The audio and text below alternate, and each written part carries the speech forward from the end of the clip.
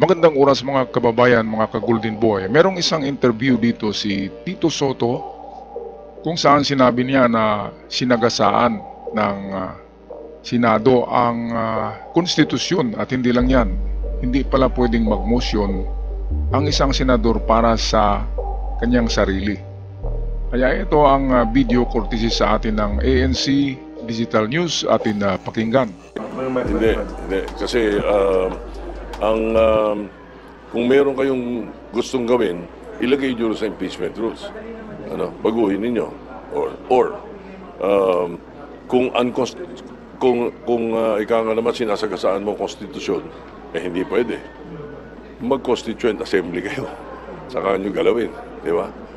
So, ang punto namin doon, nung tinatanong ako ng media about it, ang sinasabi ko, ang isang impeachment judge, hindi pwedeng mag-motion sa sarili niya.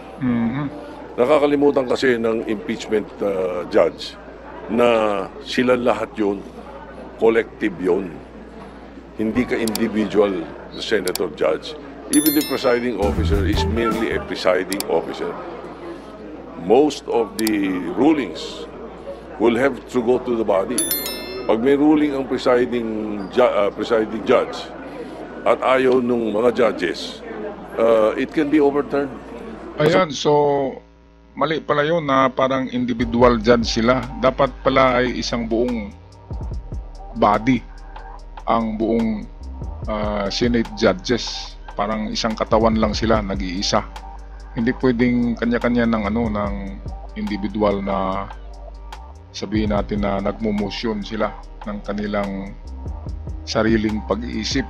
Yun pala ay collective body na dapat isang buo. At kahit pala ang presiding officer ay merong desisyon, sabihin natin pwede palang mag-object ang the whole body. Kaya dito hindi natin naintindihan noong last nangyari noong gabi ng June 10 sa pag-remand. Hindi natin na nakikita ang ganitong sinabi ni Tito Soto na rules of impeachment. Kaya dapat nga sabi niya ay bago nila ginawa yun ay binago muna nila ang rules of impeachment bago ginawa ang ganong mga motion at desisyon ni Escudero. Kaya si Enrile ay binanggit ni Tito Soto dito, isa sa magaling na utak, isa sa mga luminaries ng batas ay magkapareho sila ng iniisip tungkol sa pagkakamali ng Senado. Kaya wala na talaga ang majority, lahat ng mga magagaling na abogado, walang nagsasabi na tama si Escudero at ang kanyang Escudero 18 senadors. Kaya abangan na lang natin ang susunod na mga hakbang ng Senado dito.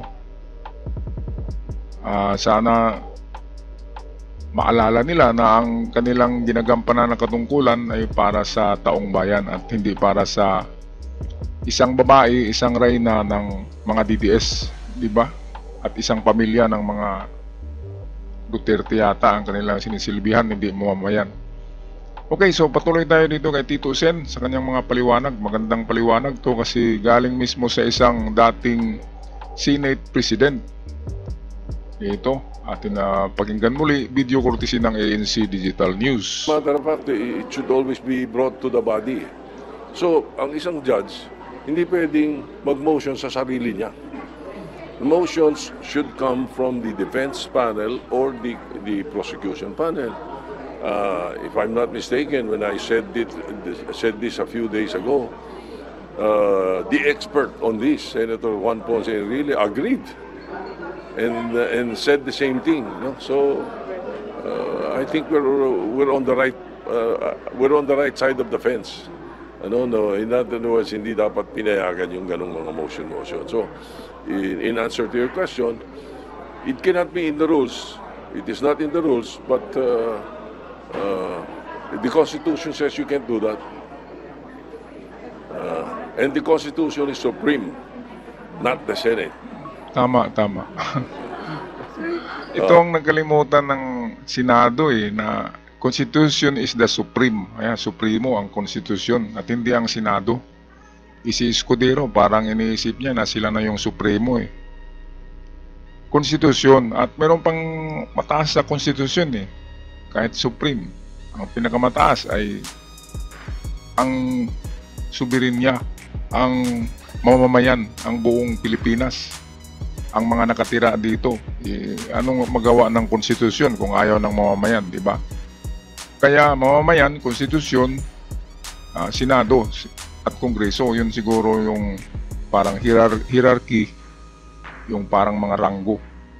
Di ba mga kababayan? So mabuti pa to si Tito Soto ginamit pang utak. Si Escudero nag-aaral ng abogasiya, kinukontra ang konstitusyon kaya mali. At itong si Tito Sen pala ay isa ito sa pagpipilian ngayong pagpili ng bagong Senate President sa 28th Congress. Malakas ang pangalan ni Tito Soto na siya yung i-endorso. Kaya eto, mas maganda pag ito ang manalo na bagong Senate President kasi sinusunod talaga nila ang nagagawian or ginawa ng impeachment rules at kung anong nakasaad sa saligang batas. Right, balik tayo sa balita. Yung pag-remand sir sa House, sir, so may isang idea na i-refile the House. Kailangan i-refile the House yung impeachment. Mag-refile nung impeachment? Dahil nga na-remand ng Senate. Ay, hindi pwede. Hindi pwede. After 1 year pa yun. That'll be January of 2006. Kung mapipilitan ka mag-refile ng panibago. Because dapat yun may 1 year. O ngayon, bakit January? Baka may magtatanong. But January sinasabi ko. January nung sinampa sa speaker Yung mga pinag-uusapan noong December doon, yung mga impeachment na final 1, 2, 3, kung ano man yun, wala pa yun. Hindi pa classified as an impeachment yun. Nung inapprove ng House, sinabmit sa Speaker on that day. Yun ang count. Or I suggest they read the Constitution. But it's the same complaint. Refile Sorry? lang naman sir. It's not a new complaint, but refile lang. The same complaint i-refile?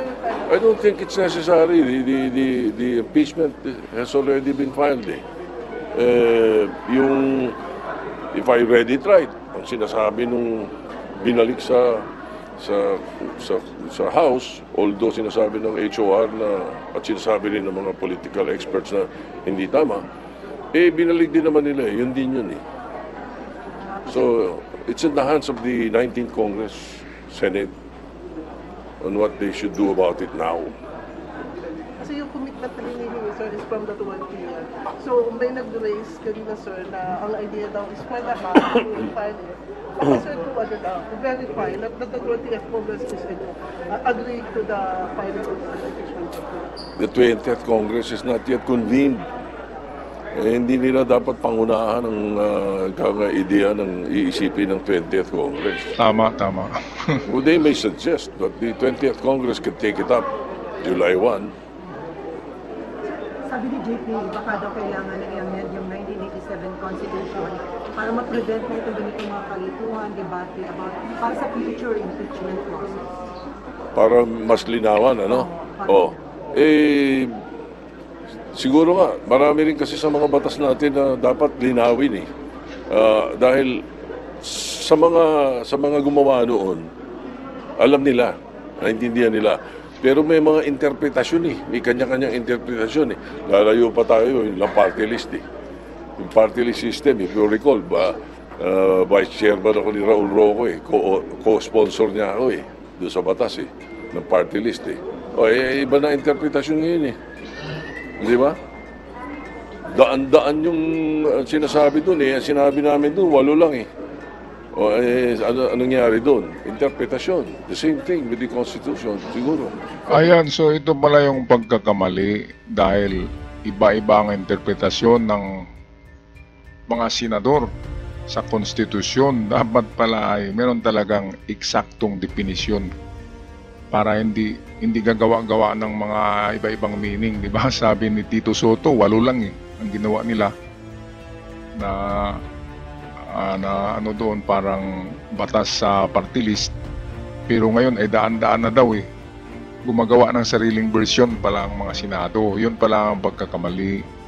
Kaya dapat may malinaw, mayroong malinaw na mga definasyon ng batas. Pero meron naman dyan, pero binibigyan talaga ng ng palusot nitong 19th Congress ni Escudero. Kaya abangan na lang natin, July 1 daw mag-convene ang 28th Congress at doon malalaman kung ano ang gusto ng 28th Congress, ipagpatuloy ba ang impeachment o hindi. Well, maganda kasi na ngayon June 21, meron na lamang mga 10 araw ay mag-convene na pala ang bagong Congress, 28th Congress. Alright, mga kababayan, ako'y magpaalam na. Ano ang komento nyo? Paki-comment na lang sa ating comment section down below. At sa mga bago pa lamang nakabisita, huwag kalimutan mag-subscribe sa ating channel para palagi tayong updated kung may mga bagong uploads. Paalam at ingat ang lahat.